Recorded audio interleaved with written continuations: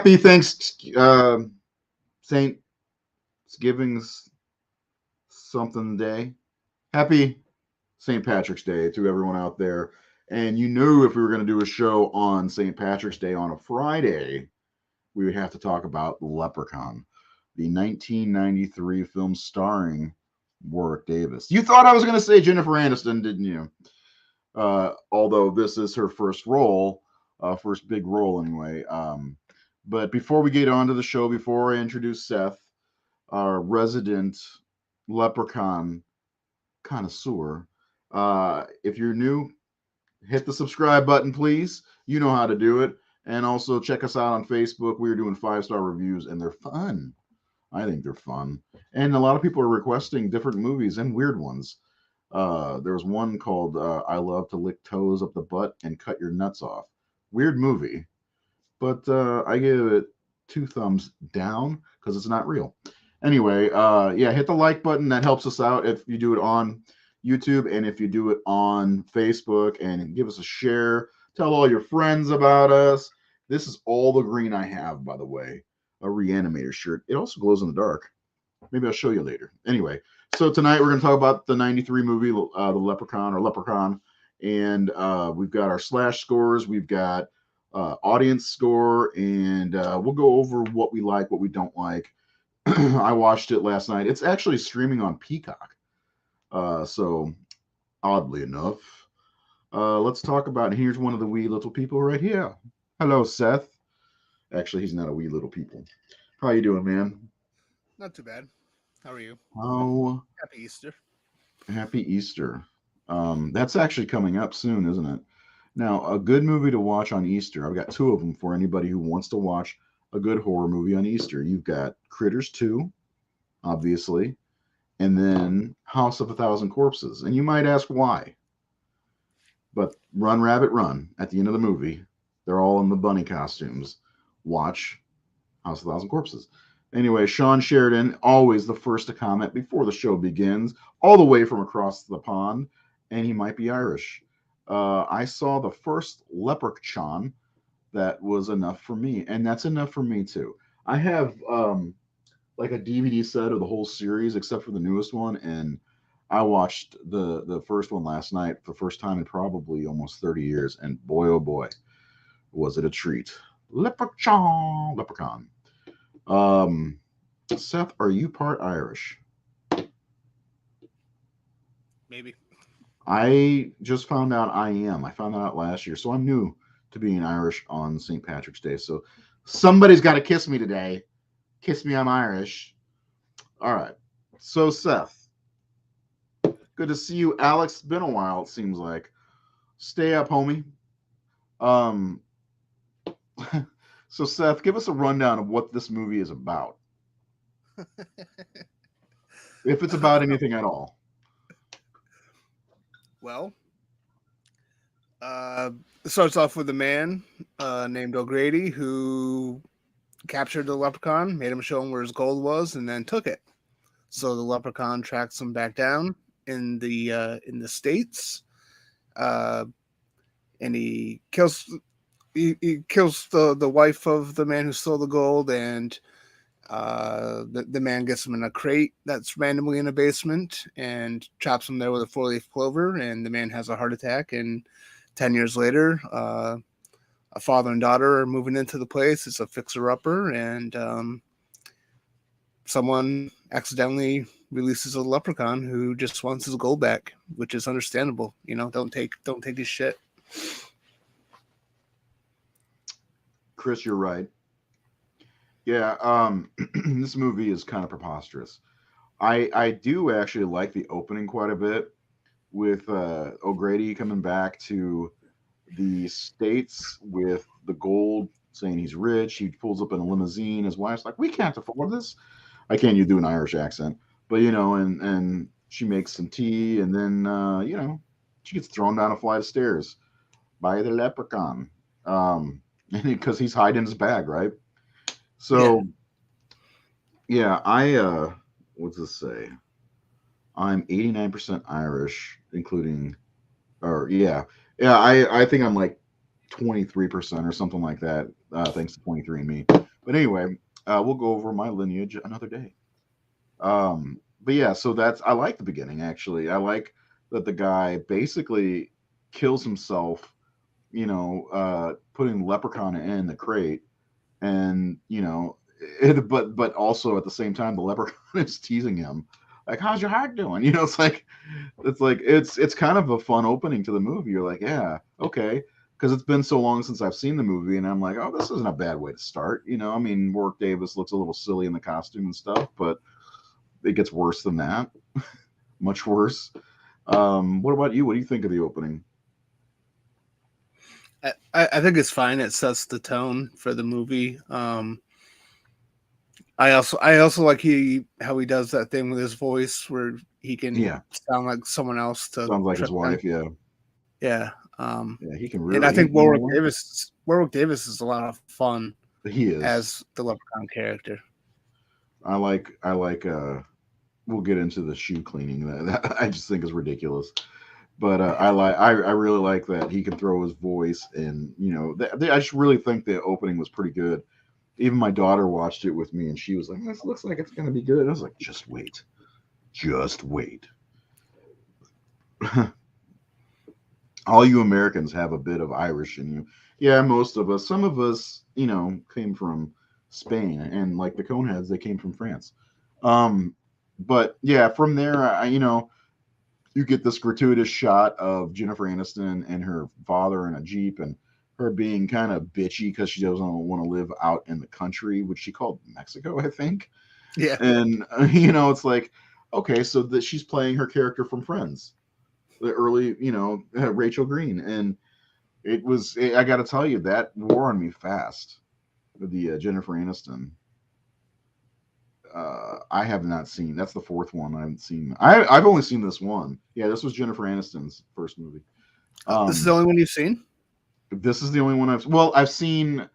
Okay, so I have rules when it comes to saying I've seen something in the last 5 years. I have to have seen it in this century to say I've seen it. So I haven't seen. I've seen 2 and 3, but for some reason those two get jumbled in my head. So I say I haven't seen them, even though I have years ago. You know what I'm saying? So if I haven't seen it in the last 20 years or so, it's beyond me. So I'd have to rewatch them. I So like 2 quite a bit. yeah, I remember you saying that. So I think I'm gonna give 2 a try. And actually, all of them are on Peacock, except for the newest one, the 2018 film. That one's the only one that's not, which I think is Curse, something like that. Leprechaun, the Curse, or the Curse of the Leprechaun, or something, right? Leprechaun Returns. Leprechaun. What's the fuck? That must be an off-brand thing then. But anyway, yeah, I might watch 2. I might watch 3. I did a ranking based on the IMDb scores, which is on the horrorsyndicate.com right now. I was hoping Seth would get the chance to watch all the ones he'd missed and do a ranking for us. Maybe for next St. Patrick's Day. I only have 2 left to watch in the series. It's a Which hard ones? series. I still have to see Back to the Hood and Origins. Okay. I mean, this movie was a tough sit for me. Just wait till I feel like, dude, if Seth's favorite is In the Hood, yeah. Fuck you, Jeff. I think that this was one of the harder horror movies I've ever had to watch, and I think it's aged extremely poorly. And it's like, I'm not a big social justice warrior or anything like that, but man, it really feeds on Irish stereotypes like bad, and like in this day and age, I don't think that movie could be made. Was Ice-T in one of them? Yeah, he was in Oh, in the Hood. in the hood, right? Yeah. It's with a capital DA, right? So capital DA. Duh. Anyway, yeah, I haven't seen that. Like I put myself through the gauntlet in 2019 and watched all of the Children of the Corn movies. So I figure if I can do that, I could watch all of the Leprechaun movies at some point. Well, I thought that until I rewatched the first one. So I can't wait to get my slash score. So it's one of the worst I've ever had. So, Dude, a couple years ago, back when I was living in the trailer, there was like one Saturday night where I was drinking, and I was like, you know what? I haven't seen all the. I haven't like I saw 4 like a long time ago when I was a kid, but not a lot. Not like the first 3, which I watched a lot when I was younger. But I was like, all right, I'm gonna rewatch 4, and then I'm gonna watch another one, and I'm gonna finish this fucking series.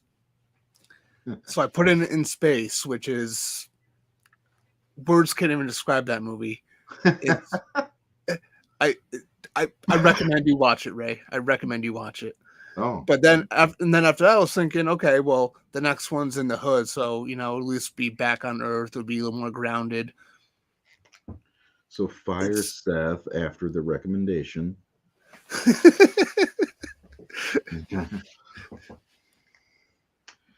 I don't know, man. So which one you like, Back in the Hood better, or uh, it's hard to say because in the hood is not very good either, in my opinion.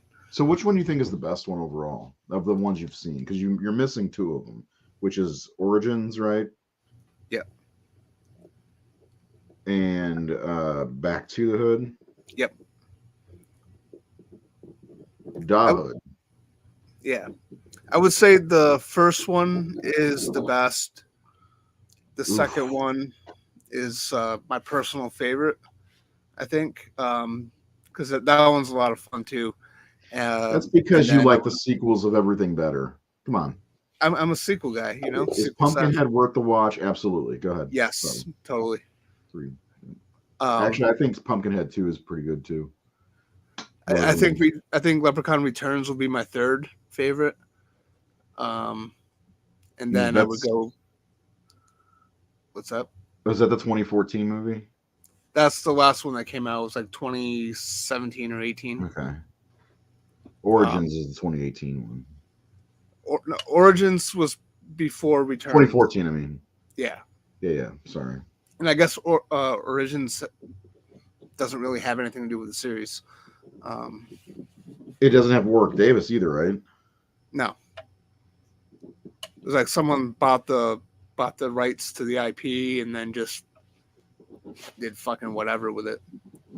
And it's released in part of it's released with the series, but oh, for Steven, like 3 was one that I liked a lot when I was a kid. Um, that one was actually, I think, my favorite for a long time when I was younger. But watching it again a couple years ago, it has not aged well at all, especially when the main character starts turning into a leprechaun. Like he gets like he gets like really bad like facial hair and like it's ridiculous.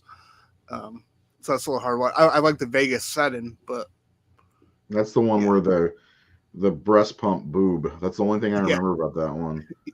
It's one of the most ridiculous, yep, things in horror, I think.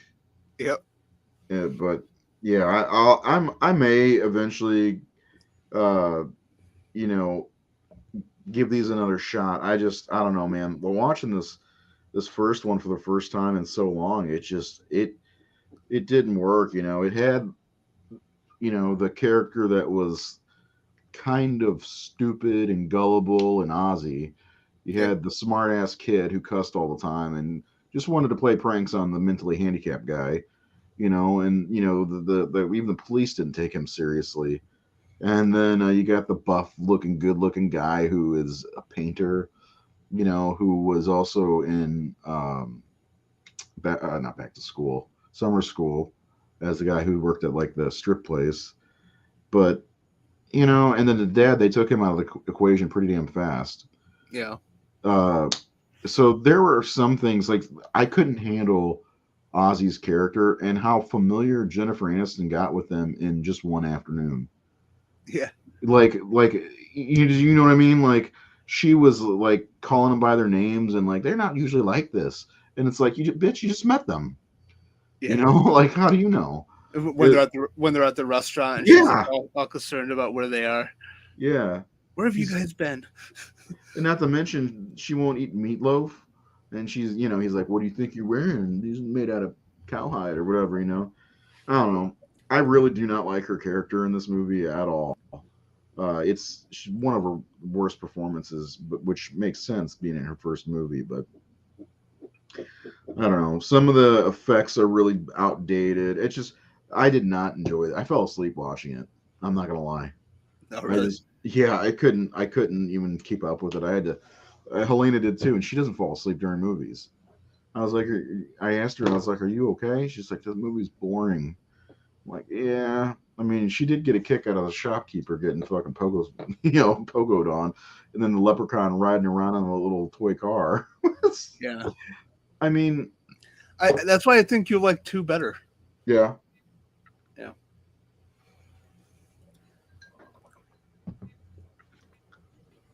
I will give it a shot. I'll do a double feature with Assault on Precinct 13. Well, okay. Well, let's pump the brakes here. You can't put Leprechaun 2 and Assault on Precinct 13 in the same sentence. Oh, okay. Oof. Only decent Irish horror film is called Stitches. Is that about the clown? Because if that's that movie, that's actually a pretty good movie. That was Jared's first review. The title of the article was "Stitches Had Me in Stitches." Very good job.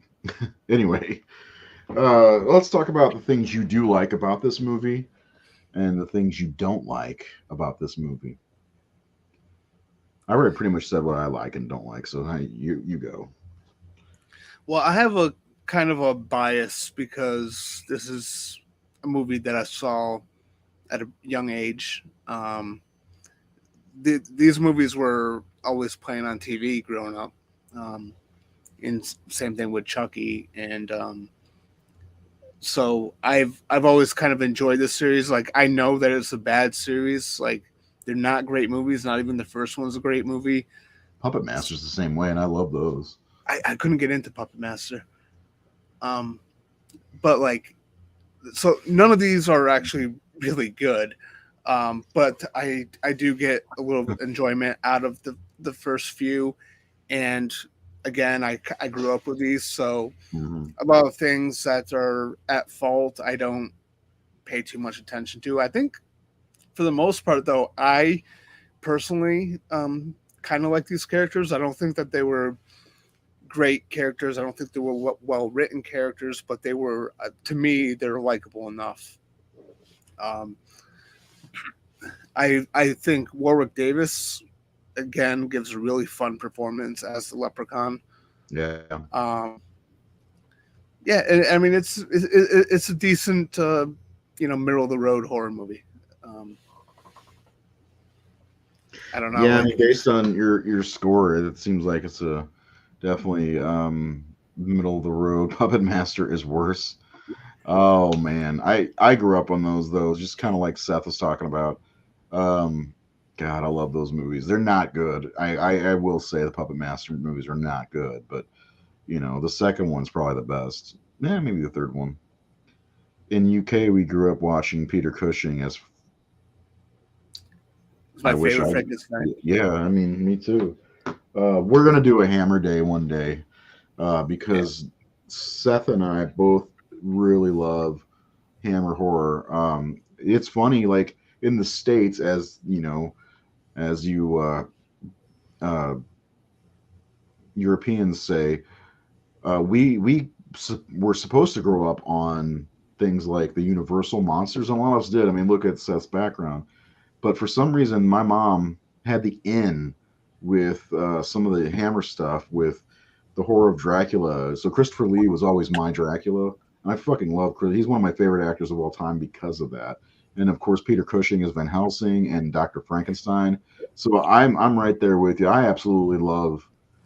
I'm building my Hammer collection now, and Brides of Dracula, Kiss of the Vampire, the Mummy movies. I've got all four of the Mummy movies now, and Curse of the Werewolf, which is really fucking good movie. Is it Oliver Reed? yeah. Dude, he is good in that movie. So yeah, I'm right there with you. I love those movies growing up. But my mom, those were the classic classic monster movies that she showed me because she was a horror fan. Um, of course, I would have to show my kids Freddy and Jason and Michael Myers and Leprechaun. I do like that bit in Wayne's World where they're making fun of the leprechaun. Oh, I'm the leprechaun. Mike Myers is scaring Yeah, Garth. yeah. That was always fun. Anyway, we were the Willow age. Yeah, Willow. I remember that movie. I didn't care for it with Mad Mardigan and Val Kilmer. That was the best part of the movie. Was him. Anyway, there's not really too much I think we need to talk with about this movie because it's just like I feel like it's one of the another. It's late to being a gimmicky movie. That was what they did in the '80s, and then the '90s. That kind of I feel like it fell cold, and I don't know. Did Leprechaun make it to the theater? I thought it did, but I wasn't sure because earlier tonight when we were watching it, I was questioning that because it Rebuild does along. it kind of has like a direct to video Oh feel. yeah, absolutely. Yeah, because that's how I saw it. I didn't see it obviously theatrically. I saw it like on VHS. No, it has box office numbers. It was a $900,000 budget and it made 8.6 million. Released January 8th, 1993. Wonderful. Man, oh man. Is there anybody worth of note in the second movie? No, I don't think so. Not that I can remember anyway. Leprechaun 2, also known as One Wedding and Lots of Funerals. I did not know that. I think this one was direct to. No, this one had a box office too. Oh, did 2.3 it? million, yeah. April 8th, 1994. Okay, so Leprechaun 3 was the first one that's direct to video. Clint Howard is in part 2. Oh, that's right. Yeah. Yeah, I need to rewatch the first movie or second movie. Black Leprechaun? Yeah, I'm drawing a blank. Like I said, the only thing I remember about the third movie is the boob scene, which go figure. What were we talking about? Oh, the Halloween documentary, and I was like, top 100 boob worthy. That Oh list yeah. is getting made. Only film that was filmed by me was the original Omen. Escape from New York for me. That's filmed right by me. Oh, I did see The Exorcist house today. So the actual case that The Exorcist, the book, was based on in the movie, it took place most of it here in St. Louis and St. Louis University Hospital, and they rented a house not too far from there, and I went to it today and saw it. I did not go in because somebody lives there, but I got to see it on the outside, and I also checked out the McPike Mansion, which is haunted, supposedly, if you believe in that sort of thing. I kind of do, and I kind of don't. Seth does not at all. Do you, Seth? No. Okay, so I want to hear from our wonderful viewers out there. The Leprechaun film. What do you like? What do you not like about this movie? So put it in the comments because we definitely hear from you because there's a lot of people coming in now, and I'm like done talking about this. I want to move on and talk about something else. Because I mean, would you have anything else you want to talk about? Because we can reveal our scores now and just kind of freeball it. Because I'm freeballing it now. I actually have no pants on right now. I'm joking. I have pants on. Yeah, we jump to our scores. You subscribe for No Pants Ray. And don't forget on Wednesday, Horror Syndicate Discourse coming back to you, at you, whatever. Are you doing Syndicate this week? Supernatural? I would think so, but Okay. every week something comes up with somebody, so Okie dokie. So let's do we're gonna do our slash scores. It was a cheesy movie. To me, not in a good way. Oh, I forgot. So listen to this, people. This is way off track. I got a message from somebody yesterday. Can I do this part real fast, up? You mind? Or we could move on to this after we Let's do finish. that. Yeah, I'm gonna make sure I got it pulled up because I gotta tell you guys this message how awesome it was. I love hearing from our people, It's a funny especially. message. Yeah, well, I did get a great message from one of our followers today about how they love our page and love our site and stuff. I thought that was great. Oh, that's Um, awesome. yeah, well, it felt good. You know, it was a nice yin to the yang. Um, it made my wang move. Mhm. I like it embraces the stupidity and knows. You know, I think I got that a little bit from this. I feel like it was kind of self-aware. It knows it's kind of a silly movie. You know, Ozzy somehow swallowed that coin by trying to bite it. It's like, the fuck out of here, man. You know. Anyway, so Seth, he gave this a score of 57 for the Leprechaun. Ah, it's a Leprechaun. Explain to us how you got to that score. Well, I think it's middle of the road in many of the different departments as far as the writing, the directing, the score, the editing. I mean, even the kills were all pretty middle of the road. Yeah, Um, I did like the cast. I wasn't annoyed by them like you were. Um, it's like they checked off boxes. You know. oh yeah, yeah, for sure. Um, and I gave it a little bit of a higher score for entertainment um, because this is a movie that I did grow up on. It is a movie that I'll put in from time to time, maybe once every couple of years. um, but yeah, I mean, I grew up on this movie.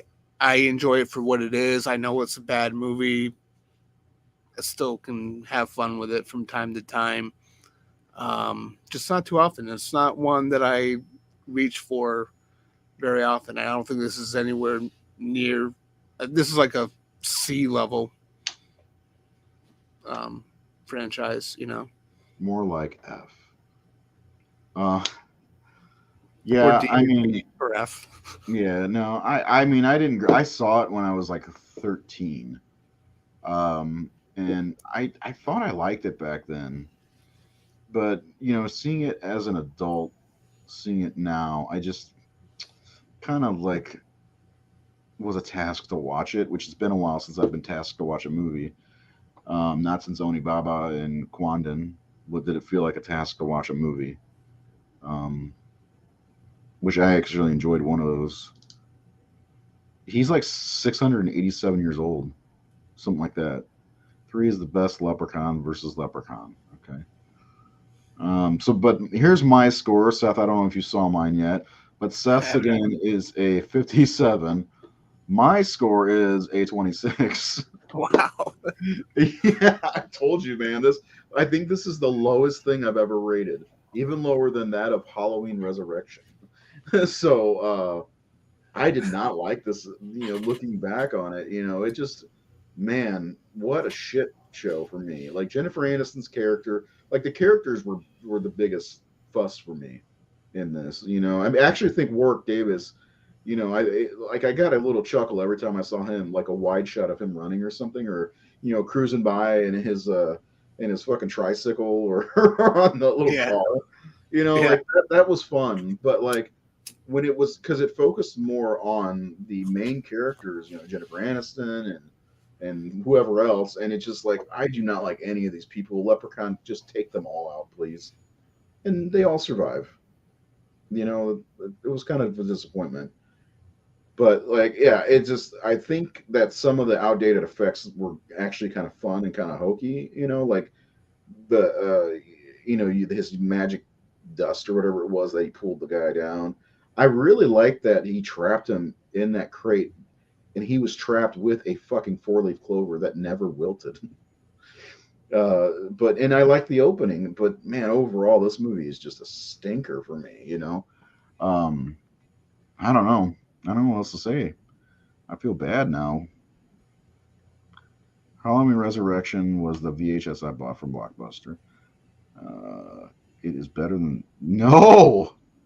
That is wrong, Sean. That is wrong, my friend. So anyway, if you combine our scores between the two of us, it's a 42%. I think that's fair. What do you think?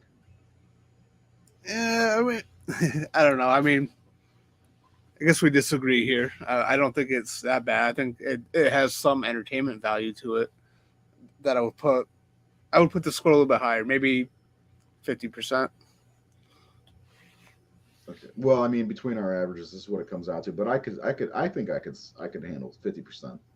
I think that'd be fair for this middle of the road, like you said. And true, it is.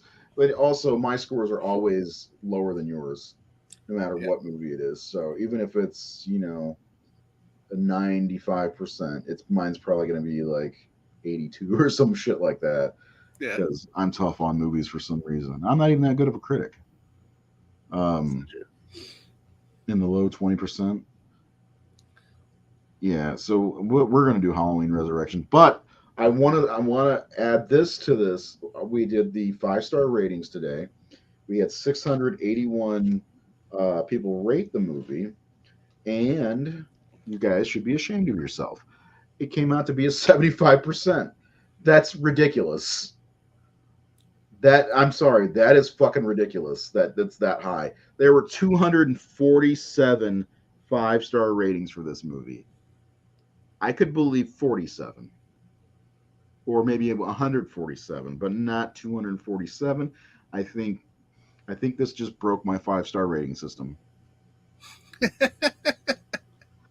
Like almost every movie that we've rated on this system has come out and like, oh yeah, that makes sense. That's not a bad score. This no, like I when I put this up, I was like, God. After watching, I'm like, I can't wait to see how many 1-star. 34, only 34 1-star ratings on this one. So I was wrong. I don't know our audience as well as I thought. Then again, we're also up to over 30,000. So, uh, you know, oh well. Oh well. You guys just remember when we go to rank the top 100 or top 250, and when Leprechaun falls at, place number 12, it's your guys' fault that it is at number 12. Well, Leprechaun doesn't belong there. Well, you should have, graded it the correct way. Anyway, anybody have any questions for Seth and I, either about the Leprechaun or anything else? Let me know because that's pretty much what our show is today. Well, you were gonna go into that Oh yeah, message. yeah, yeah. Give me 1 second. I just got a text message. Okay, so yeah, I got a message. So we've been doing the 5-star ratings on the Horror Syndicate's Facebook page, and I'll look at that comment in just a second. And I got a message from somebody. I guess that I'm sharing stuff in groups, and the only things I've shared in groups are articles written by either Seth or myself, our show, which obviously is performed by me and Seth or Nate and Jared, and that's about it. I don't even share like when we do a birthday announcement. Like yesterday was Alexandria Daddario, one of the hottest women on planet Earth. I didn't, I don't generally do that. And so I don't know what this person's fucking talking about or smoking or what, because first of all, let me just pull it up and then we'll get to not slides. So I guess I took it that the person thought that you were taking stuff from other groups and Yeah, sharing. I guess that's what they think. Because that's what I got out of it, but I'm not doing that. You know that as well as anybody. Yeah. Okay, so here it is. I'm going to do a dramatic reading of what it says from Mason Montelonga. That sounds fake. Hey, you fat, nasty, ugly fuck. Find your own stuff to share in the groups and stop stealing from other fans. And get a real job too, you faker. And then if you look at the bottom there, it says this person is unavailable on Messenger. So this pussy blocked me right after sending that message. And again, I have no idea what the hell this person's talking about. Well, But honestly, I didn't get mad. I screenshotted it, sent it to Seth, and I was laughing about it. I was like, what the fuck is this person talking about? And immediately I thought it was somebody that thinks they're somebody who's against us. Razor, oh,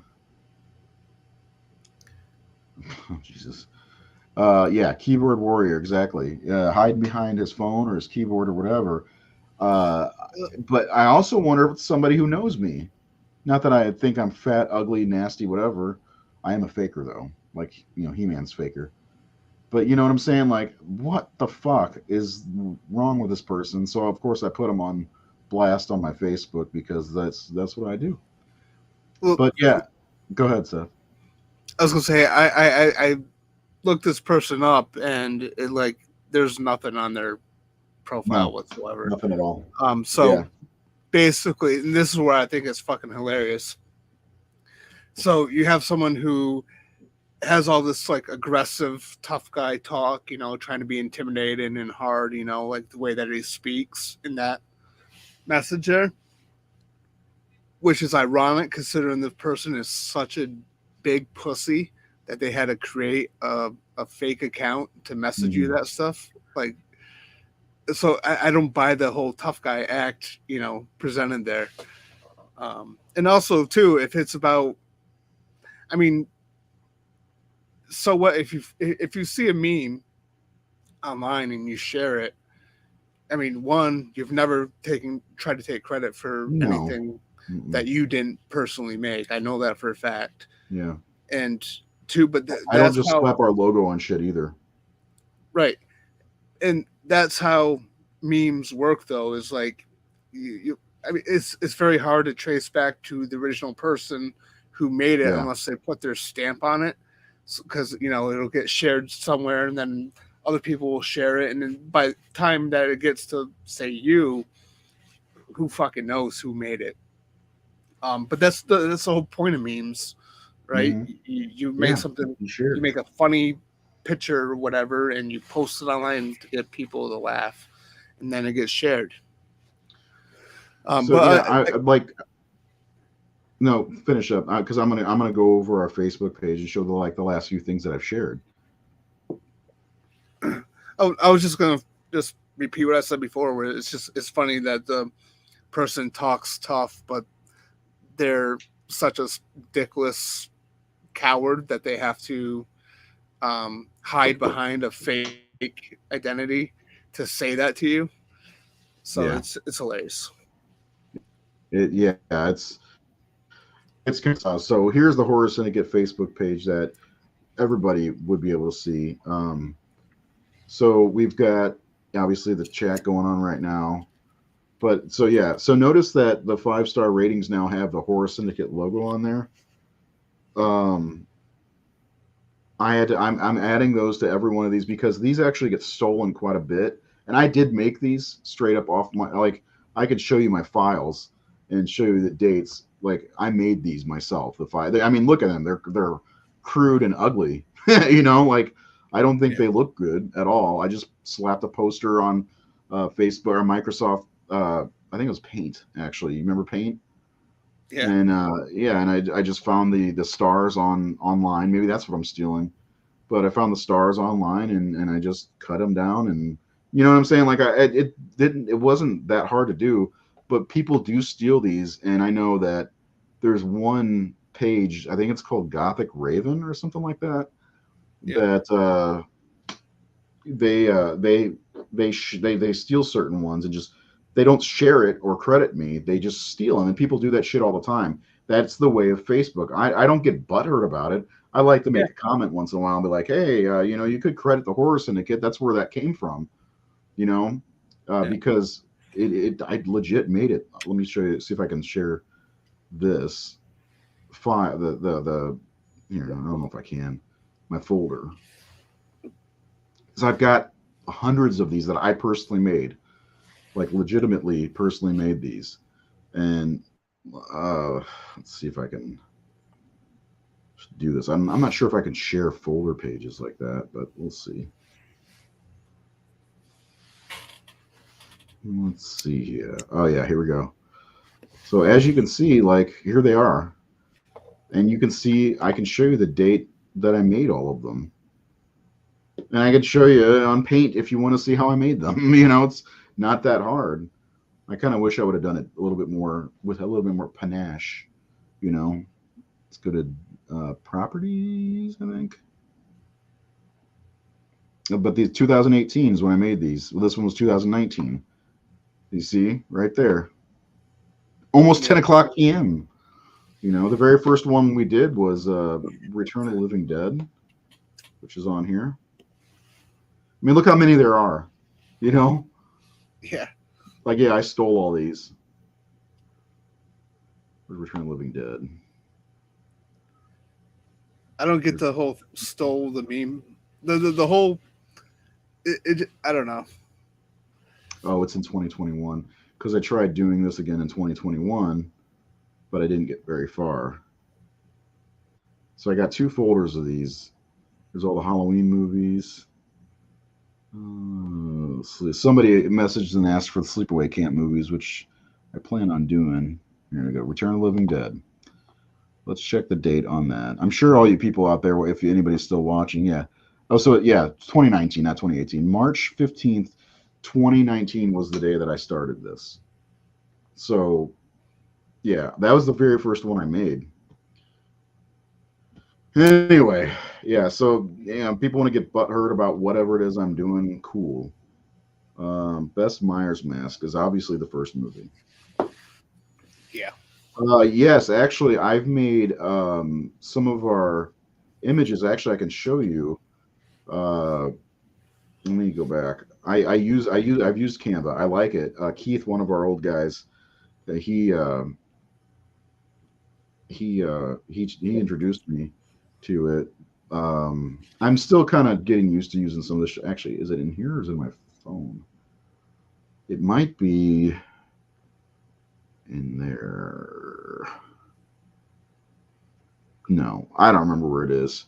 But whenever we do our discourse show, I use them for the when we get into the segments for directors and all that shit. So yeah. Anyway, I do like the Canva app.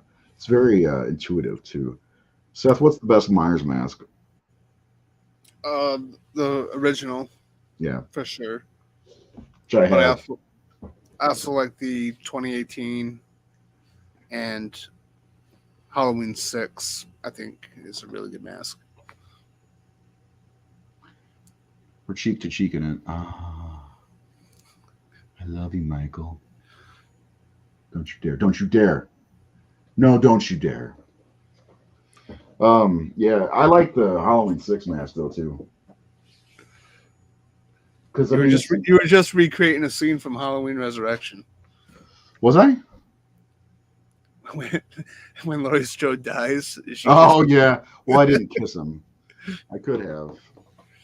Oh, that's what it kind of looked like, dude. I didn't know if I should step away or if you're gonna pull a high tension. Yeah. How? But yeah, if you go with that, now let's do this one. Favorite Friday the 13th hockey mask. Notice I didn't say Jason mask because Roy's got a mask, of course. Um, Don't you dare say final chapter. Part 4. I'm gonna throw you through a loop here because I know you're waiting for me to say either part 7 or part 6. I really like the mask from part 8. I don't know why. It's like very yellow. The Yeah, chevrons are way really yellow. thin. I Yeah. like it. I really like it. I don't know why, but I've always liked it. But yeah, part 7 is pretty awesome. It's got all of the battle damage that he went through, over the years. So I really like it. I can't do Freddy gloves like Nate could. Nate could do Freddy gloves all day long. I like the hero glove from part 1, and he knows all of that shit. I can't even tell you. Like I have uh, one of these NECA ones. I have no idea which glove this is based off of. Like I don't know. Y- Nate y- probably y- knows. Yeah, right. He would There's a know. black man in there though. Look. Yeah, I don't know. I have no idea what this is based off of. I just wanted a Freddy glove for the horror room, and then I got it. And oh, shit, fucking Freddy!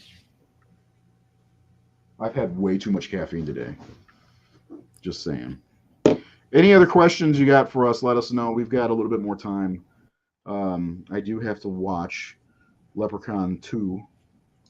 I was going to try to go see a lovely lady, but she's heading home now. I was with her all day, so it's okay. Anyway, what are you going to do tonight? Drink beer, probably listen to music, and try to write.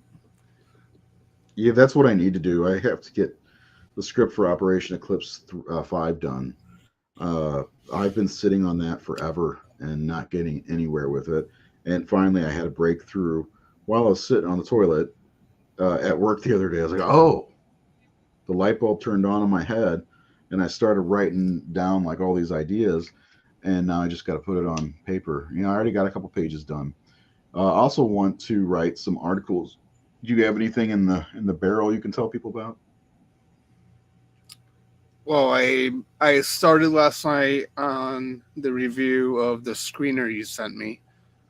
Um, I don't know. Are we We even got a allowed? screener for the Child's Play documentary, Living with Chucky. Right. So I started Very working on that nice. last night. So um, I'll have that at least submitted, hopefully within the next couple days. Yeah, that one. It needs like we've got till like the end of the month on it, so no big Yeah, deal. yeah. And then I also started a review of Rec 3 because I think that one's underrated Yeah, and you really fun. like that one. It's fun. It's not my favorite in the series, but it's like it has it's a complete tonal difference because they add a little bit more humor and it's very gory and it's um Is that the one where they kind of move away from found footage? yeah, so like it starts off like the first like maybe 10 or 15 minutes it starts off with like the traditional camera stuff, right? Yeah. But then once the chaos happens, um a character smashes the camera that's being and then it just switches to traditional film. Mm. And it's a lot of fun, and I think some people don't like it because it's it's not like directly connected to one and two. It's kind of like a side story. It's connected because the catalyst is something that is mentioned in the first two movies, Mm. but it just takes place elsewhere. It has different characters, has a completely different tone to it. Um, but it's a lot of fun. Any rec fans out there? I watched the first one, and it wasn't that it was bad. I had a hard time watching it. It just hurt my head because of all the shaking and trying to read everything at the same time. Um, which sucks because it definitely feels like a series that I could, like really get into, dig into. You know what I'm saying? Well, So I mean, I might give the second one a try. the Just to yeah, give it a it shot. probably won't surprise you, but Rec 2 is my favorite. Holy Uh, shit, man! You need to buy into that sequel Seth thing. I'm not even joking. I know, right? Yeah, no, you should. I think it could work for you. Yeah, I mean, that could be your thing, sequel Seth. Because shit, man. Let's do the list. Child's Play. Which one's your favorite? part two, Scream. Which one's your favorite? part two, Okay. Wreck. Which one's your favorite? part two, Leprechaun. Which one's your favorite? part two, Texas Chainsaw Massacre. Which one's your favorite? part two, I mean, Hellraiser. Which one's your favorite? part two. Elm Street, Do which I one's need my to favorite? continue? Huh? Part four. I said Elm That's Street, Elm Street. And which part one for four. Halloween? Halloween 1 is your favorite Halloween. Yep, But still, I think this sequel Seth thing, it works. I'm looking for other series here. Phantasm, part you two. know? Yeah. Sequel Seth. I love it, man. I think you should fucking run with it. Yeah, What's Rex? I've watched Rex. Oh, I Schumacher. got you. Yeah, yeah.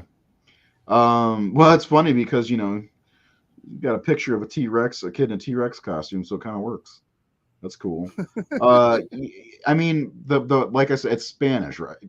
Spanish. Yeah, yeah. So that's like there's subtitles and the camera moves a lot, but there's some cool ass shit that happens in it. I just like seriously, I get motion sickness playing first person shooter video games, so I had a bad feeling this one was gonna fuck me up, and it kind of did. But I really want to watch the other ones because I bought this great set from Screen Factory. Was that last year? And it's got all four of them in there, and it was like what was it like $25 or $20 or some shit when they It had it was, on yeah, sale? it was cheap. Dude, it was dirt cheap, and Yeah, you know I want to be able to watch all. Plus, I really like their poster work. Like I really like not the first two, but these last two. Like that's cool. yeah. Like I think that's cool. The color palette, and that one's really cool looking too. I think they are anyway. But I think regardless of if you could finish part two or not because of the motion thing, I think definitely give part three well, a you even shot. said that early on. Get to part three. If you can get to part three, get to part three. So I'll give them a shot, man. It's just one of those things. Like I got to be in the right place for this. And, You know what I'm and, saying? and the cool thing with part three though is like it's a standalone story. Yeah. It actually takes place at the same time as one and two because one and two are back to Oh, back. really? Hmm. One and two is like Frankenstein, Bride of Frankenstein, that type of Right. deal, where it's all the same night and everything. Mhm. Part three, standalone story, and you'll see like in the background, like on a TV, like you see like some of the footage of like the chaos happening at In the the apartments Oh, wow, from the first two. So like that's it cool. happens at the same time. Um, yeah, so it's one where you don't even need to like watch one and two really to see it. I mean, there's a certain piece of information in those movies that is again that serves as the catalyst for this one. But I mean, I could just tell you that, not really a Yeah. big spoiler. Well, let's recap the show tonight, if you don't mind. Mm-hmm. We talked about the Leprechaun movie, the first one. Seth gave it a 57%, which is pretty fair compared to what you gave them, the viewer. I gave it a 26. Pretty low. I don't know. Maybe I need to try to find my funny bone. Overall score 42%. You people gave it a 75%. There is a movie that I was going to tabulate real fast because it's Firestarter from last year because I expected it to be the lowest score of all time. By the way, if I watch Leprechaun 2 and I don't like it, fire Seth. That's fair. That's fair. So no, I could never do that. I don't pay you. So That's true. uh but no, I'd have too much fun with you anyway. Um yes, by the way, if you didn't know, Seth and I don't live anywhere near each other, so we don't ever get to actually hang out. So this is all we get. It sucks. Yeah, Should be watching fucking horror movies together and shit. I know, right? Yeah, all right, here we go. So 194 ratings, 2 shares. I just didn't expect Firestarter to do well at all. Like we watched Firestarter, both of us last year, didn't we? And you got lucky. I got, I But got yeah, very, yeah, you got I fucking got, lucky. I got very lucky. I got COVID. Yeah, which nobody says that. Who says Right. that? Nobody. Well, Unless you were going to see Firestarter in the theater and you missed out.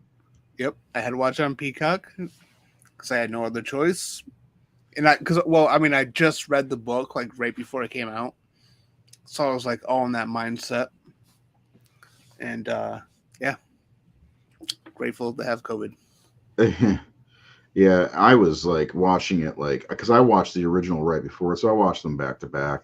So I've not seen the original since I was a kid because it was one of those ones that seemed to be on in the '80s a lot, and so I barely had any kind of memory of the original Firestarter, and I was like, okay, let's do this. Let's let's check this one out. And I did not like it. There's some things about the original that I like, but overall, it's not a very good movie. It's too slow.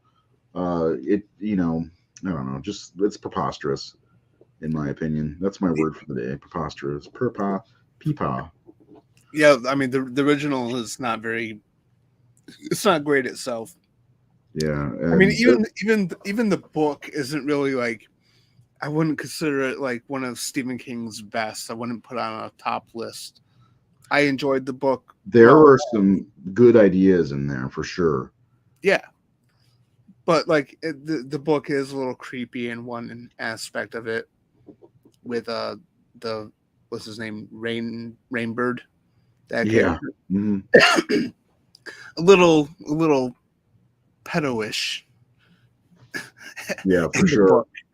Um, so that was kind of uncomfortable. I mean, but the book did have some really interesting stuff, um, and especially like the chaos at the end is really good in the book.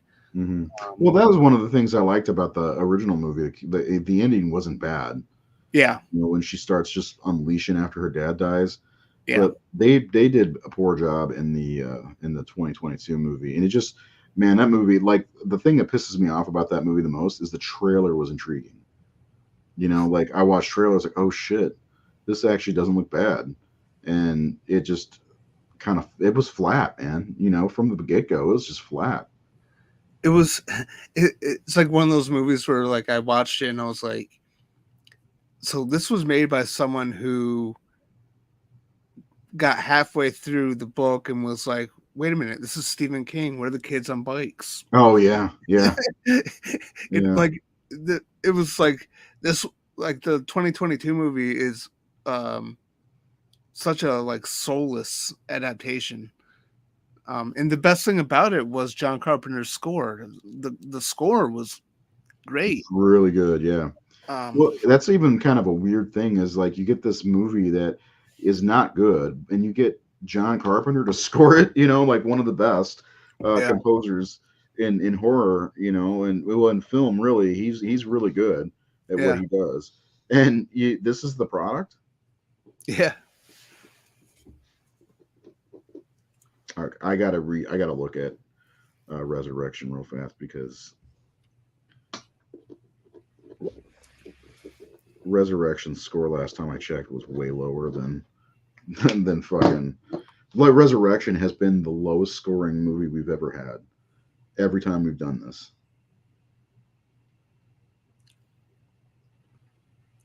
Yeah, see, like I don't like Resurrection. Like Resurrection is my least favorite Halloween movie, but I wouldn't necessarily say it's the worst horror movie I've ever seen. I've seen a lot of shitty horror movies. Oh yeah. Have you seen Demon Wind? Ooh, I need to put that one up. I have not. That movie sucks. Nate hates when I say something just flat out sucks. But that movie sucks. Like it really just fucking blows. Oh, I want to ask you real quick. Well, that can't be right. How do you feel about the fact that Smile is getting a sequel? Is it? Yeah, That's kind of dumb. yeah, I mean, Smile was okay.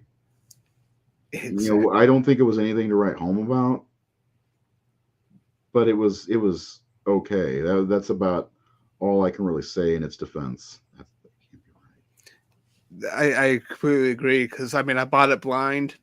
Um, I watched it and I thought it was just okay. Like nothing really impressed me. Um, and I don't know. It just kind of felt a little generic. It felt a little too close to It Follows. Yeah, It's kind of like Point Break in the Fast and the Furious, yeah. where it's pretty much one's an unofficial remake of the other. Gosh, that's a good way to say it. I mean, overall, it's whatever, but like, I I don't don't think know. it I, needs a I don't sequel. see that it needs a sequel. No. Like, make other movies. Stop making sequels. Oh, hold on. That's why. Oh, I'm looking at H2O. I'm like, why is the score so high for Resurrection? As I'm looking at H2O. Come on, Ray. Get your shit together. Yeah, man. It's like has 4,000 loves. I'm like, what is going on here? People don't love this movie. I know some people say it's their favorite, but I think those people are just lying to themselves. Resurrection. Yeah. There's people that genuinely do love it. Yeah, I know. And like, I remember walking out of Halloween Ends and saying to myself, well, Resurrection is no longer the worst Halloween movie. That was my reaction right away. I agree. Smile shouldn't have a sequel. No, it shouldn't.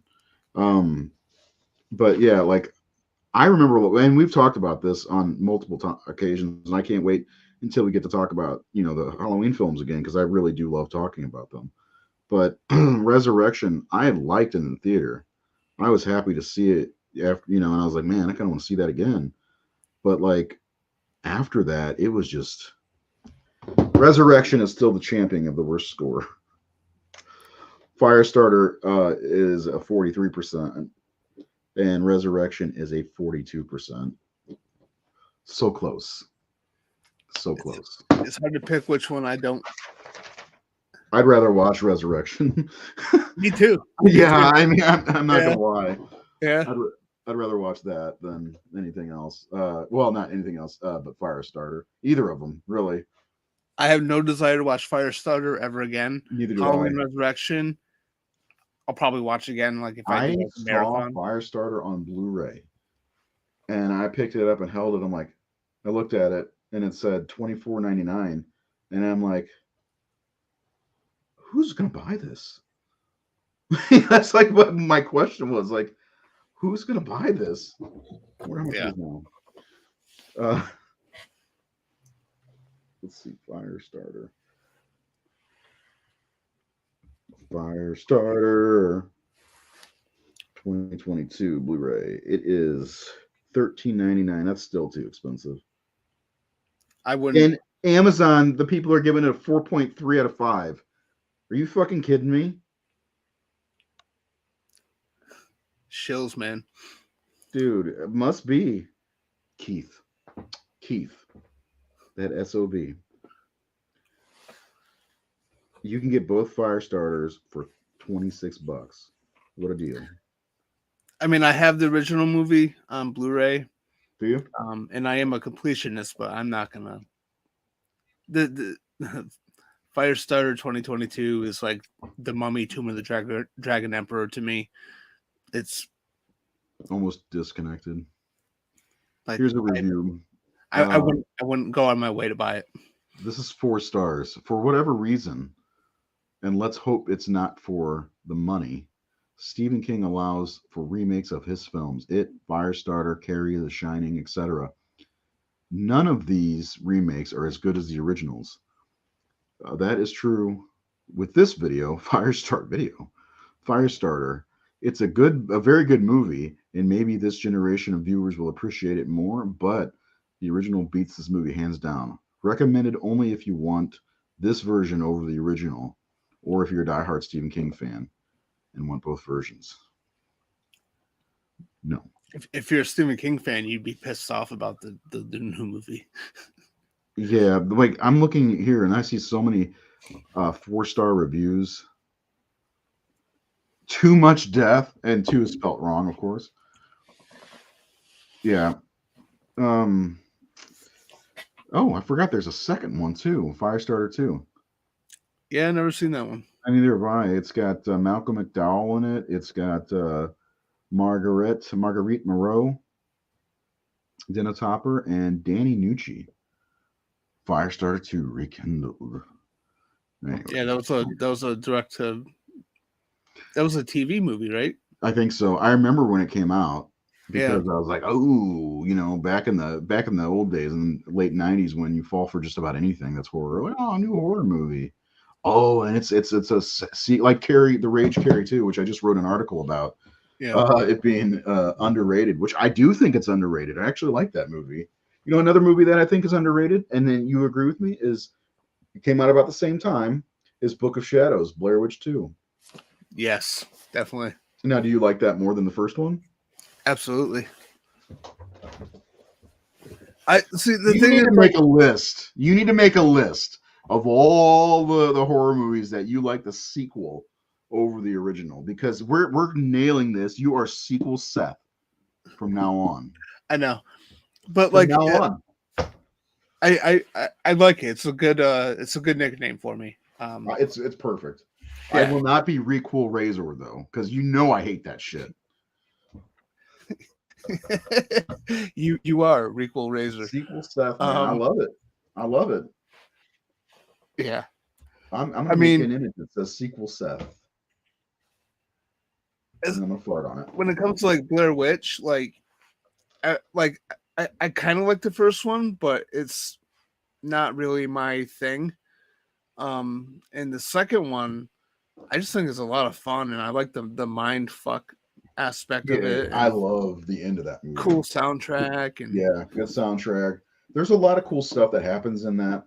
I like on my VHS, it had this The Legend of Ez River. You remember that shit?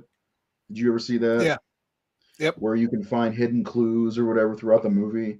I always thought that was kind of cool. There's a lot to it, and it kind of gets more into this made up mythos of the Blair Witch for the, because they made all this shit up for the movie. Which I get out of here with that.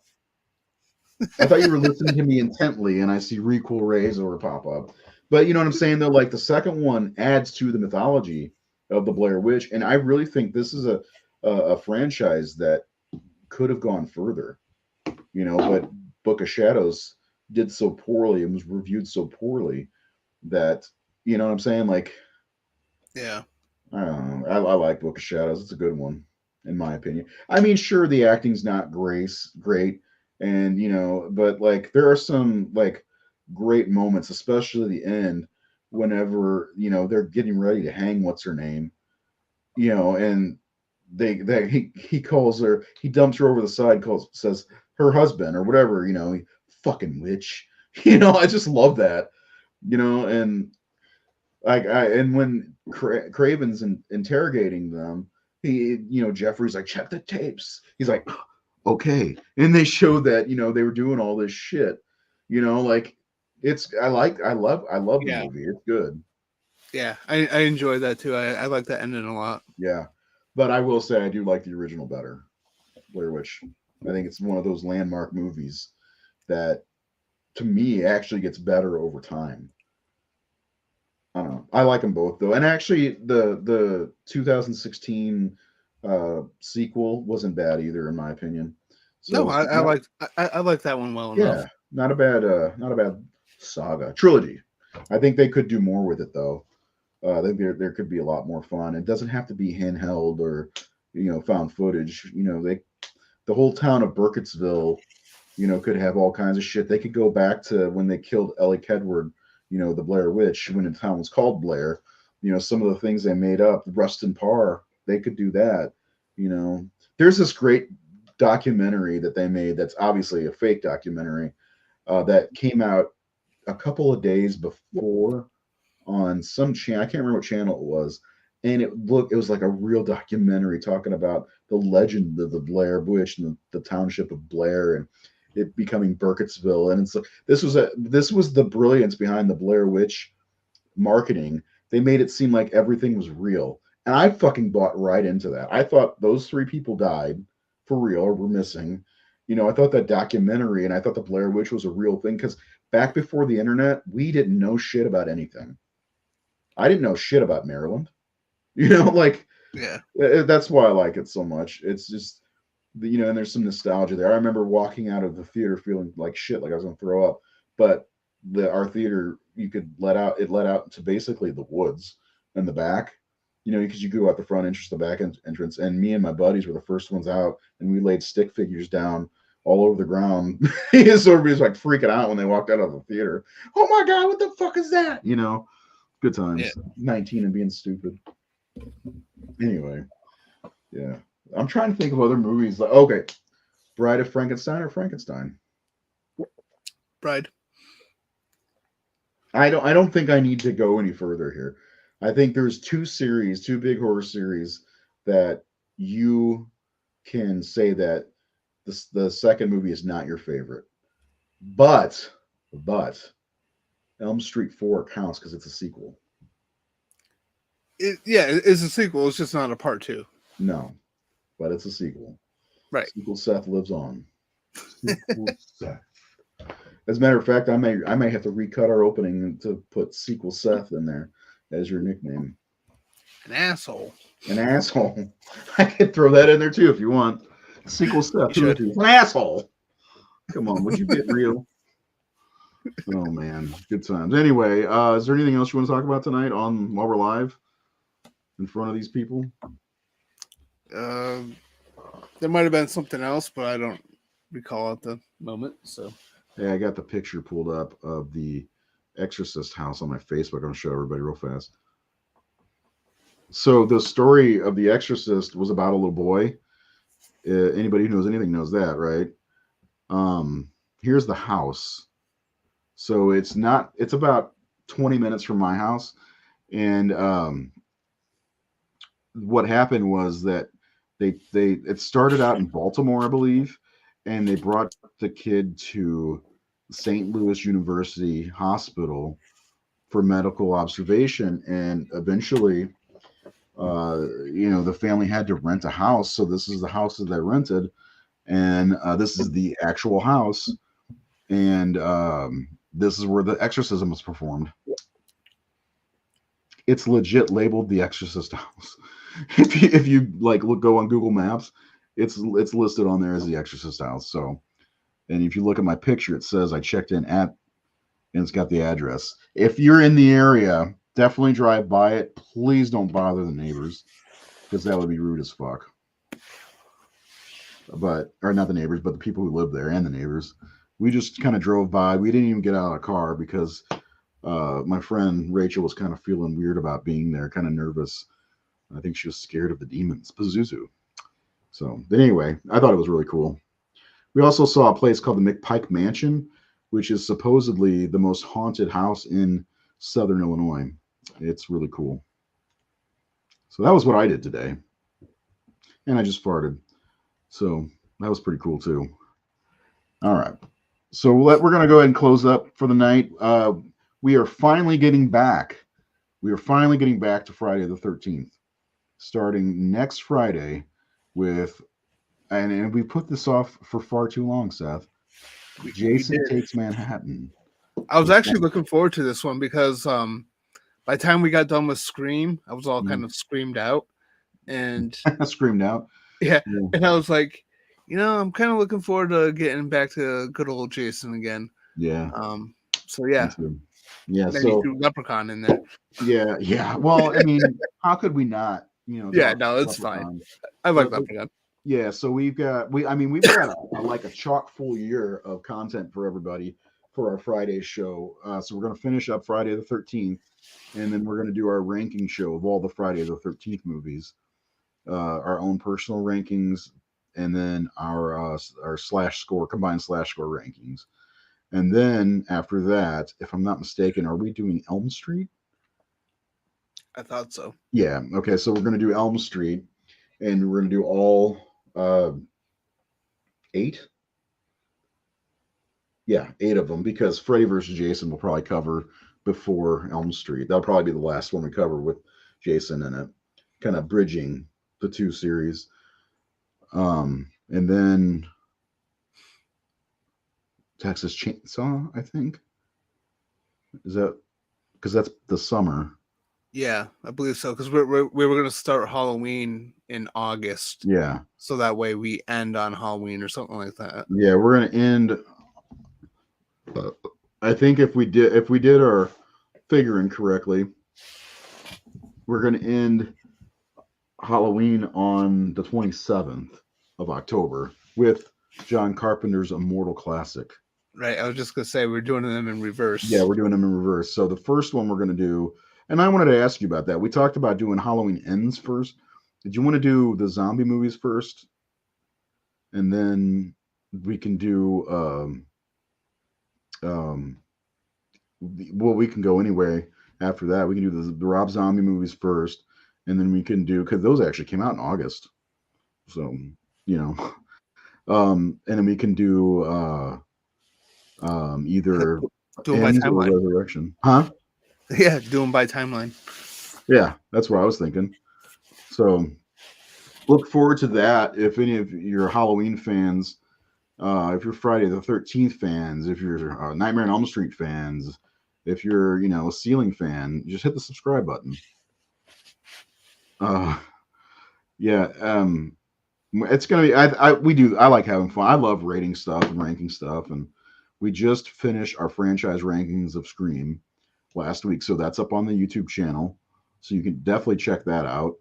It's got Seth's and mine. We just did a Scream 6 spoiler review for the Horror Syndicate Discourse this past Wednesday. And obviously, you're with us now, and we talked about the Leprechaun. So, yeah, lots of good stuff coming. The Horror Syndicate. Seth's got some articles in the barrel. I've got the top 25 of the 2000s, my personal list, coming up very soon. These lists are pain in my ass building them together because it's hard to do. It was harder than I thought getting 25 from 2000, believe it or not. And then, Oh, really? yeah, like there was like, well, I have like 87 of them or something like that I've seen. And it's all movies I've seen. It can't be just, because Right. I have to see them. So I was like, I took them, I copied them into a different thing from my master list. And I was like, okay, that one definitely not, that one definitely not, that one definitely not. And when I got the definites out, by the time I got those out, I was left with like 46. I'm like, shit, that's still way too many. And I'm not going to do a top 50. So I had to like weed them out. And then I finally got to about 32. And I was like, all right, I'm doing the fucking tried and true slash score way. And I was able to get the top 25 that way. So yeah. Yeah. And my favorite of the decade, but I don't remember now. I keep thinking it's Trick or Treat, but that can't be right. Let me see. I think it's. Oh, I'm sorry. There was 151 movies from the 2000s that I'd seen. 2000s horror. I'll just tell you now. It's going to go up on the website. My top 10 are number 10, Drag Me to Hell. Number 9, 28 Days Later. Number 8, High Tension. Number 7, A House of a Thousand Corpses. Number 6, American Psycho. Number 5, The Devil's Rejects. Number 4, House of the Devil. Number 3, The Mist. Number 2, Trick or Treat. And number 1, Dawn of the Dead. Zenga. Interesting. Yeah. Yeah, there's a lot of movies that I mean, they're all movies that I've seen, but there's a lot of them. The Slithers in there, The Hills Have Eyes, That Ascent, Martyrs, Death Proof, stuff like that. So, Rob Zombie's movies made your top 10? 2 of them, but not the Halloween movies. Well, yeah. I know that. It's Yeah, interesting. I love House of Thousand Corpses. I really do. When I watched that, I was like, Rob Zombie should be making a Texas Chainsaw Massacre movie. And I love the first 2/3 of that movie. It just always falls apart for me in the end, like the last act. yeah, I agree with that. Absolutely agree with that. But there's something I do like about it though, and I'm not sure. Like the lead up to getting to the house is great. Everything that happens within the house is great. That great scene where Otis is shooting, what's his name, is awesome. That long shot and that long pause and the bam, I love that. But yeah, you're right. But I still love the movie overall. Yeah, I mean, I definitely enjoy it, but I just felt like the movie peaked with that one scene where Otis shoots Walton Goggins. It was such a great scene, and then after that, all of a sudden they do this underground Dr. Satan thing, and it just I like the leading up to that point when Otis is in the makeup and the robe and all that stuff. I think that's really cool. Yeah, but yeah, I agree with that. That's probably why, because I, for the most part, actually prefer that to Devil's Rejects. But the Devil's Rejects is 100% all the way through good. I don't feel like there's a low point. If I were to pick a low point, it would be maybe when William Forsythe is like, torturing them, but it's not really even a low point because I like the reactions of Otis and Baby, and plus one of my favorite things about the movie is this great chemistry that Sid Haig and Bill Moseley and Cherry Moon Zombie have together. I just think it's fantastic. It's like I could watch these three together forever. They're so Yeah, funny, and I love. I mean, Bill Moseley that's one of his best performances, if not his best performance, is Otis. yeah, I love it. yeah. So I mean, Devil's Rejects, I think, is a brilliant sequel to House of a Thousand Corpses. yeah, The way that it flips the story, yep. being focused on those three, Hmm. and the chemistry with them. There's no fucking ice cream in your future, and I don't know. Tutti fucking fruity. Yeah, And I like the scene where Forsyth is kind of torturing them, where he's stapling pictures of their victims to them and all yeah, that. Um, yeah, I think Devil's Rejects is actually a really great sequel and with a terrific ending. And it should have been the ending, but then Rob Zombie decided to do part 3 for some fucking reason, which shit all over the ending. yeah. In some ways, he is a genius. I love Rob Zombie's stuff. He yeah, like I just wish he had someone to kind of work with him in the scripting department I don't because know that he'd let somebody, because if he no, had it, no, he probably wouldn't. I mean, he's an artist who does things his yeah. way or no way at But if he all. had a writing partner, man, I think he could make some cool stuff. Because I mean, honestly, my favorite Rob Zombie movie, and I know a lot of people don't like it, is Lords of Salem. I love that movie. It's Yeah, got witches, which I love. It goes into a mythology of the Salem witch trials. It's got Meg Foster being fucking out of control, crazy. There's a lot of good character moments in that movie, and I also think it's Sherry Moon's best film. So yeah, I think 31 is growing on me as well. yeah. Well, yeah. I didn't mind 31 at all. Like I like to me, it just feels like he has like a lot of great. I mean, even in his Halloween movies, especially Rob Zombie's Halloween 2, where it's like he has a lot of like great, brilliant ideas. Like he really tackled characters' psychology, Yeah, but it's just like the dialogue can be a little too much at times, and that's what sometimes kind of yes, especially Three from Hell. yeah, yeah. Yeah, I think okay. Anybody that's watching us now, after we're done with the Halloween series, what would you think of us going through and doing the Devil's Rejects, House of Thousand Corpses, 31, and then ranking all the Rob Zombie movies? What do you think about that? Dude, I'd be down for that. Yeah, I like Rob Zombie. I do too, man. I like his music. I like his movies. Yeah, The only one I haven't seen is The Munsters, but yeah, I don't know if I'm going to even count that with our list. But I love Lords of Salem, and like I said, 31's growing on me quite a bit. Three from Hell isn't bad, but you're right, it shits on the ending of Devil's Rejects. So I yeah, love the ending of House of Thousand Corpses. The very end when she thinks she's safe and she gets in yeah, Captain Spaulding's car. yeah, No, who's your daddy? Uh, and also, you get Karen Black and then Leslie Easterbrook in each movie, so and Leslie Easterbrook, like I've always known her from the Police Academy movies and barely anything else. And she's in the Devil's Rejects, and I'd never seen her act like that. And she's almost not recognizable as Leslie Easterbrook. She like channels Karen Black, and totally. yeah, she does such a great job. Yeah, Underrated. it's like one of the because there was a couple different recastings in the Devil's Rejects Hmm. of that family, but like with her, it's like she, it's like almost kind of seamless because her performance really mirrors what came before. Way off topic, but I'd like to see a sequel to the Texas Chainsaw Massacre set in the 70s, shortly after the original film, with Bill Moseley playing Jim Sidow's role as the cook. Because he did that in the Leatherface movie, I think, or was it Leather? No, it was It was Texas Chainsaw. 3D. Yeah, and my God, he was born to play that role, and he was Chop Top. Like, how perfect would that Yeah. be? You know, I mean, and nothing against Gunnar Henson or anybody who's played Leatherface, but I think you can probably just stick just about anybody in that suit or Yeah, whatever suit they decide. But I mean, The only thing missing would be Chop Top. You know, and it wouldn't technically, it wouldn't that like you could still have Texas Chainsaw Massacre 2 in there. You know, it could be a tweener. You know, I don't know. I just Well, yeah. I mean, there was a big, a time big gap 12-year between. gap. Yeah, Yeah, the and video game looks cool. Yeah, there's a I mean, 12-year gap, so why not? You know, if I was in control of that series, I wouldn't have made the movie that we got in 2022 at all. Like that's a direct sequel to the original movie.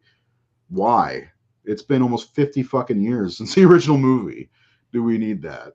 You know, do we need to have Sally come back and be Jamie Lee Curtis in Halloween, you know, yeah. Returns or whatever? I think they made a big misstep, and I don't know why with like sequels like that, like Halloween Kills was fine. Okay, and we've discussed that like, you know, like so much, but like I think oh my god, Nate just sent this over. Rotten Tomatoes out of 17. This is breaking news, everyone. Rotten Tomatoes out of 17 uh, raters reviews, it has 100%. Evil Dead Rise does right now. I'm fucking stoked beyond Can't like wait. capacity for that movie. Can't wait. Yeah, but you know, I'm just anyway. I think that they're shooting themselves in the foot. Halloween Kills could have been or Halloween Returns, whatever, could have been a couple years after 78. We saw such a great sequence in Halloween Kills that took place the same night, and it looked amazing. It's like, why didn't we get a movie set in that period? They can do it. Let's do that. I hate bringing horror into the present from back in the day. You know, like just remake it. You know, Laurie Strode is like damn near 60. You know, and this, I think with the Texas Chainsaw Massacre especially, there shouldn't be cell phones. There shouldn't be this and that. I think it's a 70s style film that, you know, the series should stick into the 70s and early 80s, and that's it. Don't go that far into the future because the movies that have been fucking terrible have been everything made after 2013 and, well, 1994 or Well, 97. yeah. Well, I mean, eventually it got to the point where that series was starting to just focus singularly on Leatherface when Texas Chainsaw Massacre is about the family. And I Yeah. think that's my favorite aspect of Yeah. the early movies. It's the Hmm. whole family thing of it, especially the first one, Oh, yeah. which I have always called a reverse home invasion movie. Hmm. I think we mentioned that on our show Oh yeah, a yeah, couple years yeah, ago.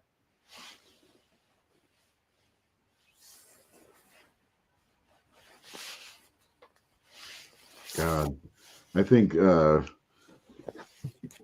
I can't wait to talk about. I just watched the Texas. I showed Helena the Texas Chainsaw Massacre the other day, so I'm looking forward to talking about those movies again, especially the first three. The first yeah. three are really. I love Leatherface, the first Leatherface movie. I do too. I do Yeah, too. A lot of people trash on it, but I love it. no, they shouldn't. It's good. The Ken Yeah, Foray, I mean, good. Viggo Mortensen, good. Viggo yeah. Mortensen. I told you I want to be called Tex. It's like it's I love the family. Like I wrote this whole article about trying to make sense of the timeline for the Texas Chainsaw Massacre, and I argue that there are two Leatherfaces. You know, there's the Bubba from the first two movies, and then the third movie there's the other one. I mean, why couldn't there be two big, you know, bumbling idiots, you know? And so I argue that this is just another part of the Sawyer family. You know, it's the other part was out yonder, and then because Stretch is in the third movie. Yeah. So like Just a second. w- with that, like I could see that because he did get a chainsaw in his gut in part two. Yeah. But at the same time, I also the way I've always Well, viewed let's part not forget three. about that fuck you, Charlie. He Yeah, was the fuck down you, there. Charlie. Yeah.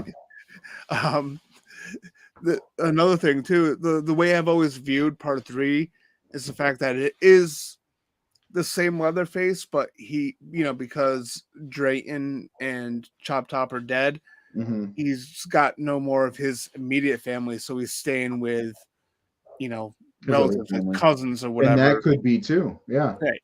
Yeah. But I like that. I mean, that chainsaw to the gut, man. He was gutted. That's why I was like, okay, he's dead. And then Yeah, of course that fuck you Charlie went off not too far from him, you yeah. know. And then I mean, the thing about the second movie, which I love the fucking end with Chop Top going up and fighting Stretch, and she takes the chainsaw from Grandma's hands, and he's freaking out. And he cuts his own fucking throat, and then she knocks him off the side of that mountain thing, and that's she's just holding the chainsaw and it's spinning around kind of like Leatherface in the original movie. But you don't get any. We don't know if Lefty made it. We don't know who survived the fuck you Charlie, and we don't know if Chop Top really died or not. So it's all kind of choose your own adventure for them if you want, which is cool. But I like to think that they're all dead, and there's a second Sawyer family, offshoot that lived a little bit further west in Texas or something like that. Because again, Stretch is in the third movie. She's not credited, Caroline Williams, but she's in there at the very beginning of the movie. She's a reporter, right? She's a reporter, yeah. Yeah. Yep. Or Uh, hear me out, they could be controlled by the Illuminati. and right on time. Next Generation doesn't get mentioned enough. Yeah. That one just Ken Foray. Yeah, man. There's a lot of fun stuff in that third movie, and we'll be Yeah. covering that in July probably. So I'm really looking forward because there's the Texas Chainsaw Massacre films aren't great by any means, No. but a lot of them, I'd say at least more than half are fun. Yeah. I mean, if you think the first one's a classic, bona fide classic, the second one, it's a fucking classic. It's ridiculous. And I absolutely adore that Toby Hooper made two different films Hmm. based around the same people, you know? And then the third one is way better than people give it credit for. I mean, if you're out there, tell me if you like Leatherface, the Texas Chainsaw Massacre 3 from 1990, because I think it's great.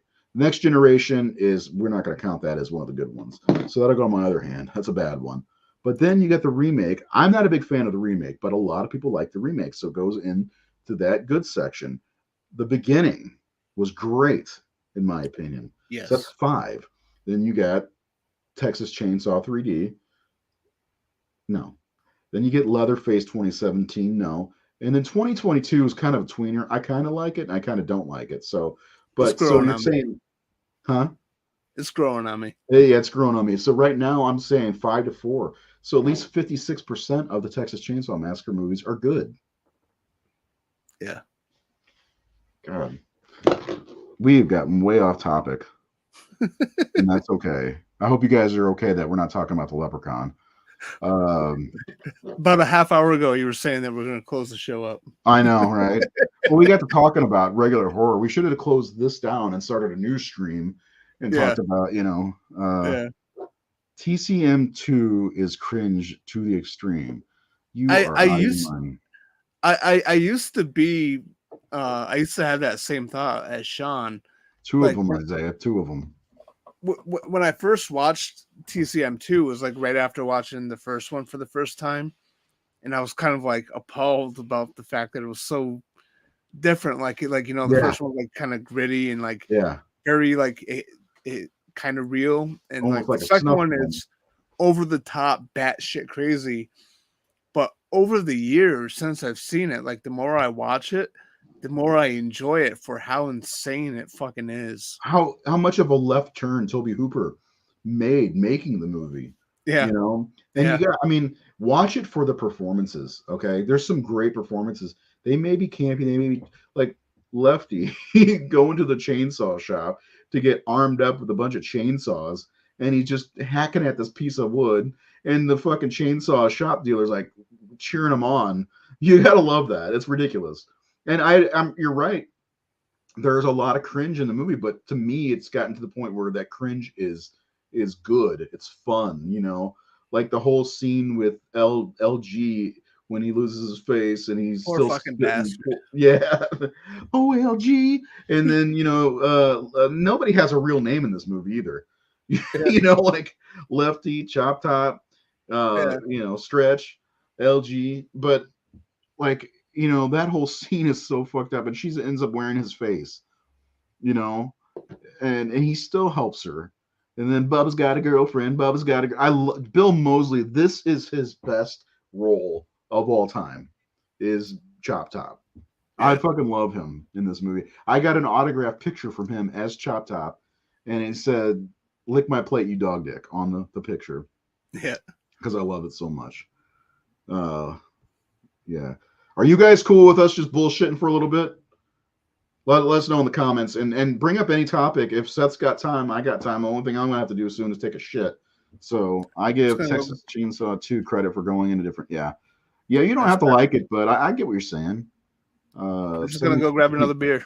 go get another beer. 74 OG Leatherface cannot be fucked with. Yes, Leatherface is a gentle giant, misunderstood. Yeah, yeah, yeah, yeah. Cringe is never good.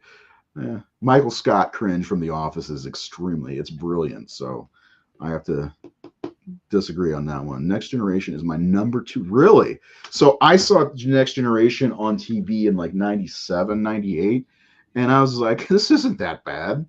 I mean, I had seen the other three at that time, but I was like, this isn't that bad. And it's not until the end because I like the stuff with Kilmer, with his leg and all the arguing they do in that house. So I don't think 4 is the worst one by any means. I actually think the 2017 Leatherface is the worst one. Jessica Biel is the remake from 03. I don't like Chop Top. He's just annoying. Well, do you think that his brother Nubbins is annoying? Because, they're kind of the same.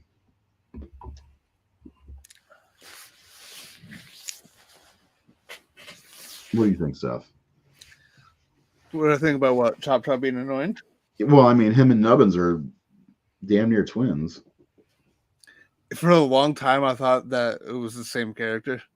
You thought that Nubbins survived being run over by a fucking 18-wheeler? I mean, shit happens. I mean, shit happens in movies. I mean, Jason Voorhees was resurrected by lightning. I mean, Oh, so we're gonna dog on Jason Lives now. no, I'm just saying. Ridiculous shit happens in horror I know. movies, and Especially, characters getting resurrected all the time. yeah, Yeah.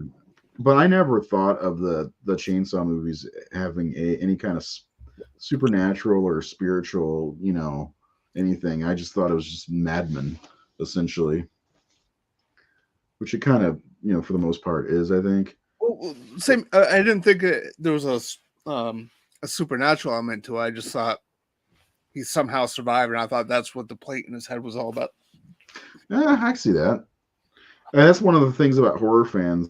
We see things, I think, differently than some people. Like we make our own ideas up about what happened to certain characters. Yeah, I never really thought about it. I may have assumed that as well, but I don't remember because when I found out that he was the corpse they're shaking at the beginning of the movie. When I found that, I was like, oh, so they're brothers. Okay, it kind of makes sense. Texas Chainsaw 1974 was when Texas Chainsaw came out, guys. The remake and the beginning, I like. Will never watch the rest. See, I'm not a big fan of the 03 movie.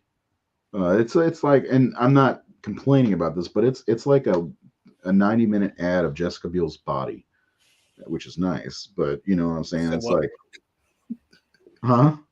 Said so what? Right. But, and I got to thank, all the 16,000 people who reacted on her birthday, that same image I keep putting up, because I know that the horror fans will give us a bunch of likes on that picture. They don't seem to like Alexandra Daddario as much, though. She Which shows is more shocking. boob. It is shocking because she's fucking gorgeous. And Jessica Biel looks like Skeletor at times. Yeah, and Skeletor. Daddario, she's 3 years away from being the same age as her TCM 3D character. That's true. 40. That movie's ridiculous. So the Texas Chainsaw Massacre takes place in 1973, but it actually was released in 1974. I just want to make sure everybody knows that. Okay. Anything else you want us to talk about? If we run out of topics, we're going to leave. If you guys want to hear from us, hear our opinions on anything, I mean, because we could just go get into this if you want, the Children of the Corn movies. Oh Because shit! I'm gonna have to update my rankings. The new ones coming to Shutter on the Mm-hmm. 21st, right? Is it the 21st? Something like that. Oh man,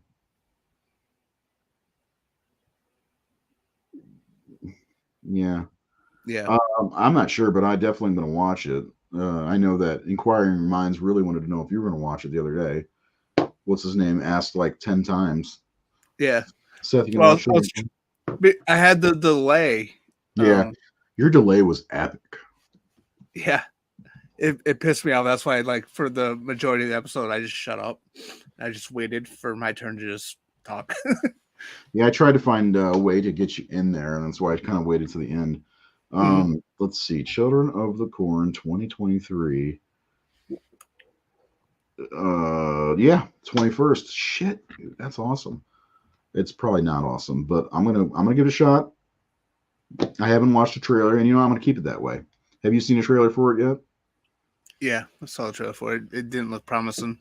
Um, No. but here's the thing: it's like because I saw this like when, like I don't know, like last week or the week before, the Rotten Tomatoes score for it. Because it was getting bad reviews, and a Children of the Corn movie getting bad reviews, and the Children of the Corn movie not being good. I'm shocked. Yeah, I'm not at all shocked, of course, but I know what you're saying. Uh, I mean, like, Sarcasm. well, what's funny is we watched the original. You know how we were talking about a couple weeks ago, and Helena got to watch it. She loved it. She loved the original. She's like, "Are there any more of these?" I was like, "Yeah, there's like 9 of them." She's like, she runs into the horror room in here and starts looking through my movies, looking for them. I'm like, "Yeah, there they are." And I got to tell you, there's only 4 good ones. And we tried watching 2 in the DVD I have. It looks like garbage. We couldn't even watch it. It looks so bad. Yeah, it. I don't know. I don't want to see a trailer. Yeah, it didn't look promising. I'm gonna um watch it without seeing a trailer. I've only got 4 days left, so I mean, I like the first one. The first one made me not want to have kids. yeah. Look what Unfortunately, I that got didn't you. work out for me. Right, I don't mean unfortunately. I mean fortunately. right. Fortunately, I love my kids. But I like 1, I like 3, and I like 4. I think those are the See, stronger. you're right. 4 is probably the second best in my opinion. 4 is my second favorite. Yeah. I have a soft spot for 2 because I saw that in the theater when I was 12, and I just really liked it. Can you talk for a minute? I have to use the bathroom really bad. Sure. I gotta take a shit. I'll wash my hands. You Be right back. fucking you I'll be better watch. right back. Do not pull a Friday the 13th Part 3. Okay, I won't.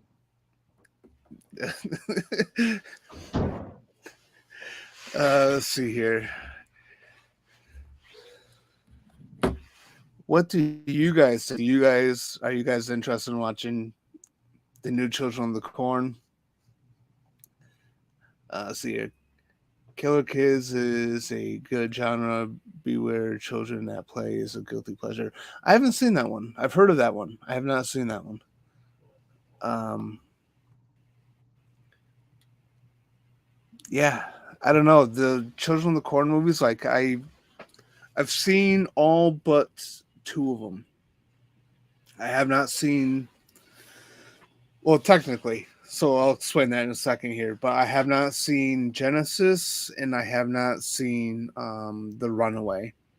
And what I mean by technically is I saw probably maybe the first half of the 2009 remake, but the characters were so insufferable in that fucking movie where I was just like, I can't take this anymore, and so I shut it off. So if I was to do a ranking of Children of the Corn based on what I've seen, um, the 2009 remake is my least favorite by far, and then I would probably go with, let's see, Under that would probably be, was it Revelations? It was like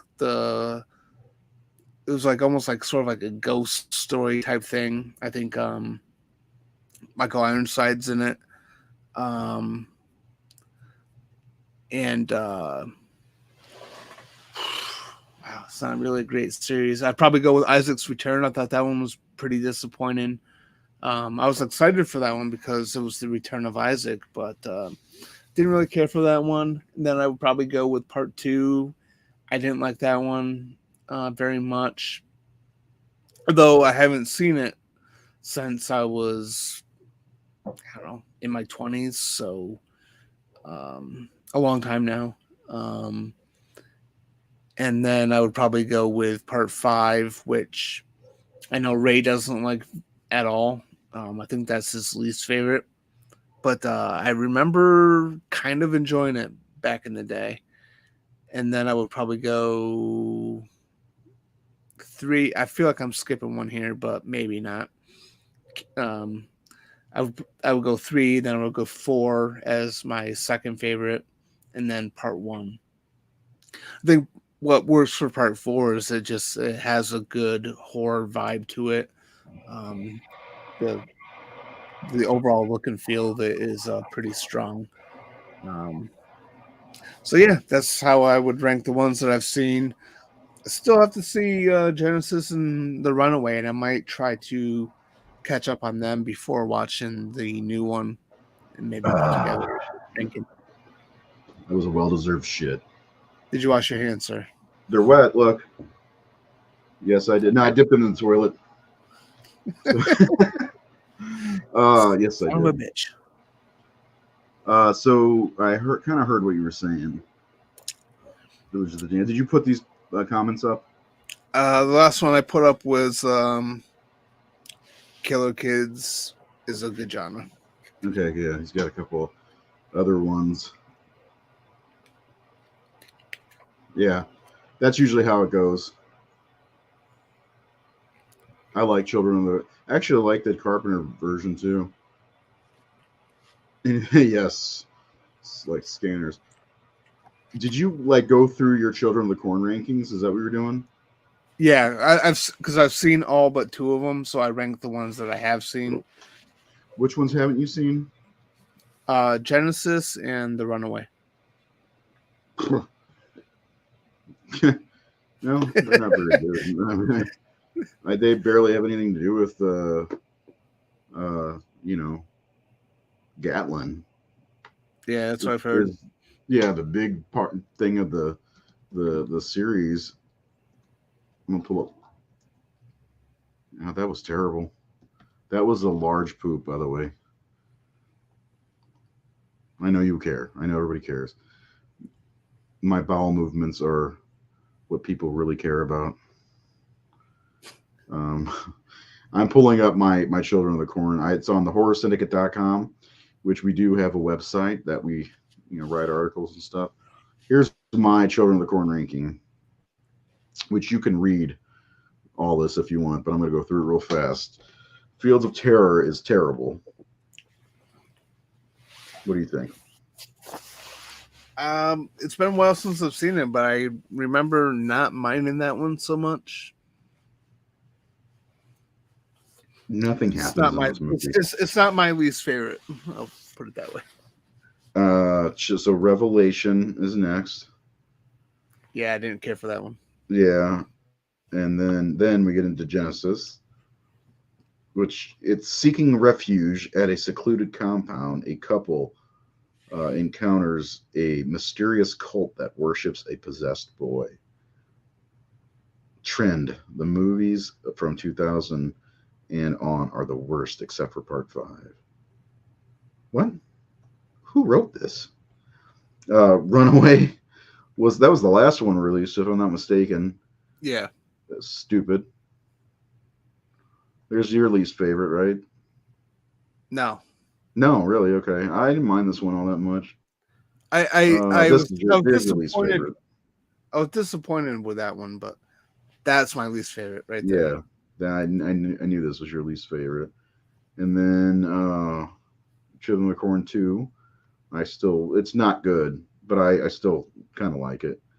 There's things about it. Actually, the hot girl in this one was in one of the Friday the 13th movies. And then Urban Harvest. I hated this movie when it first came out. And then upon watching it as an adult, I kind of understood it more. And this kid is really good Yeah. in the movie. So it's not bad. And then the fourth movie, which the whole fever thing was kind of weird, and it was better than I expected. This is the Oh yeah. second best for sure. And then of course the OG, that awesome iconic poster. Yeah. Yeah, that's the list. You can find it on the horrorsyndicate.com, where we, put up all kinds of articles and have a lot of fun. Um, anyway, yeah, this was a fun show tonight. Talked about the Leprechaun for about a half an hour and talked about all kinds of other shit for another 90 minutes. Holy shit. I know. If I you just, haven't subscribed, please subscribe to the Horror Syndicate on YouTube. We are looking for subscribers.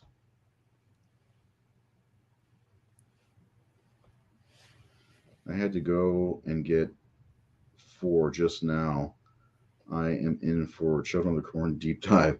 Man, just wait. So in 2019, I've told the story so many times it's getting old. But in 2019, I set a goal to watch 500 different horror films, and I kept track via Google Docs, and I ended up with like 536, or I never remember what the actual total was, but it's 500 and something. And so I got this massive collection behind me, and I found a lot of good stuff on Prime and Shutter and Hulu, believe it or not. But I was like, okay, I'm gonna get in some of the stuff that I bought that I haven't watched yet, and I went through the entire Children of the Corn series in a matter of 4 days, maybe. Big mistake, and it was just to write that article. Big mistake, huge, big because by the fifth one I was checking out. Luckily, the sixth one kind of brought me back a little bit, but for the most part, man, they're not good. Out of the what is there 10? There's probably four that I'd say are worthy of being called good, which is 40% of the movies. That's not good. I mean, Yeah, even the some of them. short story from Stephen King isn't good. I mean, it's okay, but it's Yeah, not. yeah, but yeah, enjoy. Matt, enjoy your or Mark. Mark. Sorry, I don't have my glasses on. I never do. But enjoy your deep dive with Children of the Corn. I mean, you'll have fun with it. There are fun things to be had in each movie, in my opinion. I just really love the first one. It's just fun. I love Malachi. Outlander, we have your woman. And then he defies Isaac. We want you to, Malachi. I love that shit. It's really good. And then the end is kind of ridiculous. Peter Horton and Linda Hamilton just take the kids. It's like, okay. Like I guess they're gonna go live with them too. I've never read the short story. I don't know. It's almost kind of the same deal as the '09 movie, where the characters are not very likable. I mean, the short story is good to a point, but it's not great. Yeah, I there are things I liked about the '09 one, but overall it wasn't great. But if you put it in comparison to the some of the other ones, it's a masterpiece. So, Well, I mean, the whole thing with me is like at least some of the other ones I could finish. The '09 movie, the characters were just so insufferable. I couldn't take it anymore. Like they were, the especially the wife, like she yeah. just grated on my nerves so bad. And it's like, okay, like she's giving him shit for being a soldier, and Hmm. I was just like, yeah, God, I can't take this. Good old David I don't Anger. like daggers. Yeah. Um, this sometimes they come back. Was that you that liked that movie so much? Or was that no, that was Needful Things. Well, sometimes they come back is good. I like that one. Which one's the one that has Ed Harris in it? The Needful Things. Okay, that's what I thought. Because I remember there was a time that we were talking about our favorite Stephen King movies or something. And you kept bringing that one up. I love Needful Things. Yeah, I have a lot of needful things. Um, Have you seen that one? no, actually, I've not. Oh, I don't it's like a fun Stephen one. King. No? I think everything that he's ever produced is a joke, and it is a curse on the whole of humanity. No, I just have never. You know what that's from? His death or his birth was a curse on the whole of humanity. I love Stephen King's work. It's just some of those things I haven't seen. Like I haven't seen Storm of the Century, which I've heard good things about. I have not seen. Sometimes they come back. Tommy Knockers. You know, there's a lot of them I haven't seen, but I've seen a lot of it. You know, like the big stuff I've seen. You know, like the Pet Yeah. Cemeteries. You know, Well, sometimes they come back is a pretty interesting one too. It's also based on a very short story, but the movie was directed by Tom McLaughlin. oh really? The yeah, it has a direct to video vibe because it was direct to video. Um, but it has what's his name who played he played Grady in Elm Street 2. Robert Rustler. Robert Rustler. He plays one of the greasers who comes back from the dead, and he has a really fun performance. Um, just a really fun movie. It's not perfect, but I enjoy that one a lot. I have not seen any of the sequels. Yeah, I think just there was there's like some sequels to that one. yeah, there was like two more. I was interested, but I just never got around to them, and I keep forgetting about them. Let's see if it's streaming anywhere. The first one. It's such a great title too. I love that title. I just wish it was sometimes they come back. Sometimes it's on Tubi, so I could watch it there. I'm like 15 movies from hitting 1,000 horror movies that I've seen for my entire life. Oh, Hillary Swank. I started watching the Paul Naschy werewolf movies. By the way, Oh, good. Oh my God, Nate. Something else. Apparently, Sam Neill has stage 3 blood cancer. Yeah, I saw that earlier. That sucks. Yeah. Oh, Alexis Arquette's in this. Oh, Jesse Christopher. So there's 2 sequels. Sometimes they come back again, and sometimes they come back for more. I like those titles actually. Those are great titles. Yeah. Yeah. The first one is on Tubi. The third one's on Tubi, and the second one is. Guess what? It's on Tubi, so you can watch the sequels now. There you go. I'll have to do a article on the whole trilogy. That'd be cool. I'm down for that. That's one of the things I like about what we do sometimes on our website is we sometimes find these movies that nobody talks about. And even with some of the just posts that we put up on the Facebook page, it's like, why don't people talk about these movies? You know, I mean, I know they're not great. Like when we did our show, we did a show on Ghosts of Mars. You know, like nobody talks about that. It's the lesser John Carpenter movie, and nobody ever Yeah. talks about it. And you know, it's like I'd love to have a conversation about stuff that nobody talks about. And that's why part of the reason why here's one, the Dunwich Horror movie's awesome. I'm gonna open it right now. I still have these delusions that I'm gonna do haul videos like I used to.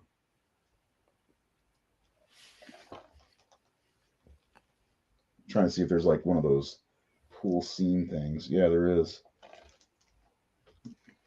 Arrow has those usually. I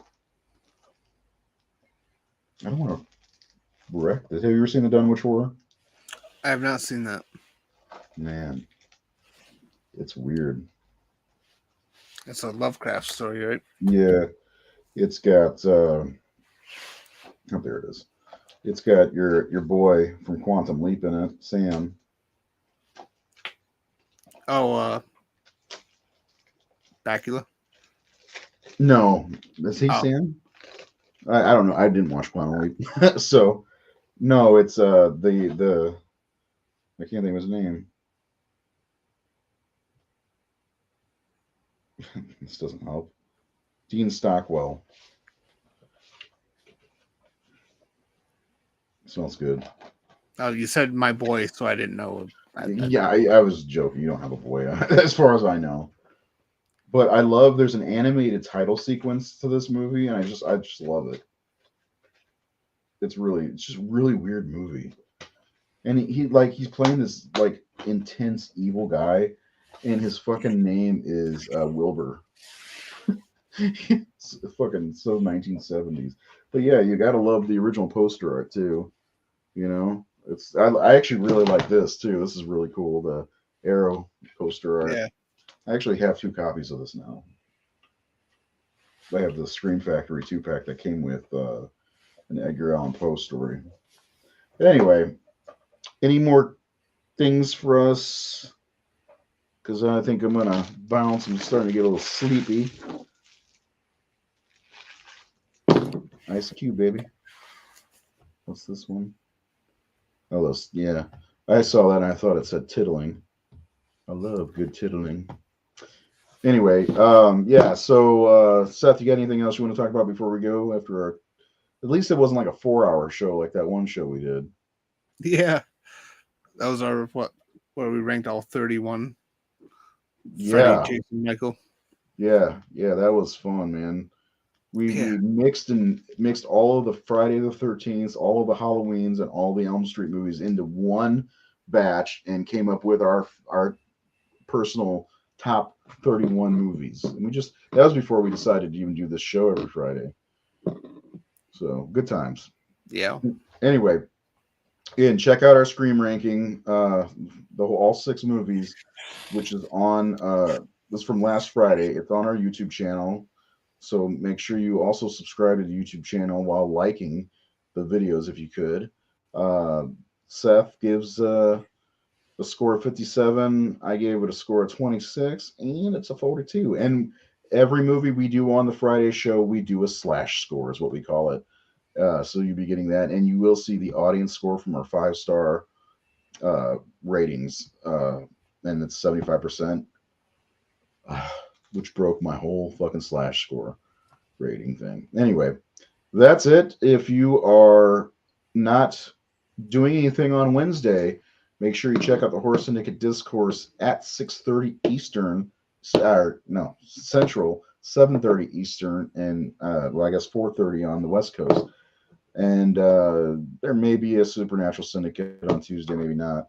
And then, of course, next week we are getting back to Jason with Friday the 13th, Part 8. Jason Takes Manhattan. Underrated. I'm looking forward to that one, actually. I am too. I'm looking forward to you watching that and Jason Goes to Hell and coming back with your slash scores. Can you beat a 26%? That's the question. Oof. Ooh, yeah. Anyway, I mean, there are things I do like about each of those movies. So maybe it'd be like like 26 and a half. I love that they showed it in Scream 6, but I love, there's certain things I love about Jason Takes Manhattan, and I'm not going to give any of it away today because we're doing a whole show on it next week. But I love the mask. I love that he's always goopy and wet. I think that's kind of fun, and there are definitely things that I don't like when Rennie gets drugged. It's so weird. And Yeah. the fact that it's basically Jason on the USS Lazarus more than it is Jason Takes Manhattan. I like the boat stuff. I don't like the Well, New York. I do like the boat stuff, but like I said, it shouldn't be called Jason Takes Manhattan. It's like It should. Jason ends up in Manhattan for 10 minutes. You know, The whole movie should have been on the boat. it almost was basically on the boat. I mean, the last maybe 20, 30 minutes you get to New York, but there are some memorable moments. You got to admit, Julius, come on. Oh, of course, Julius is my Yeah, favorite character in he's that the movie. best shot motherfucker. So yeah, that's what we're talking about on Friday. Cannot wait to talk about Jason Takes Manhattan. Manhattan is in the title. Most of it takes place exactly. Yeah. Yeah. So if anyway, we will see you all next week for our next episode of the Horror Syndicate Up All Night. And I got to do it like Rhonda, Up All Night. We will see you next time. Have a great weekend. Watch some horror. Watch some good horror. Leprechaun is on Peacock.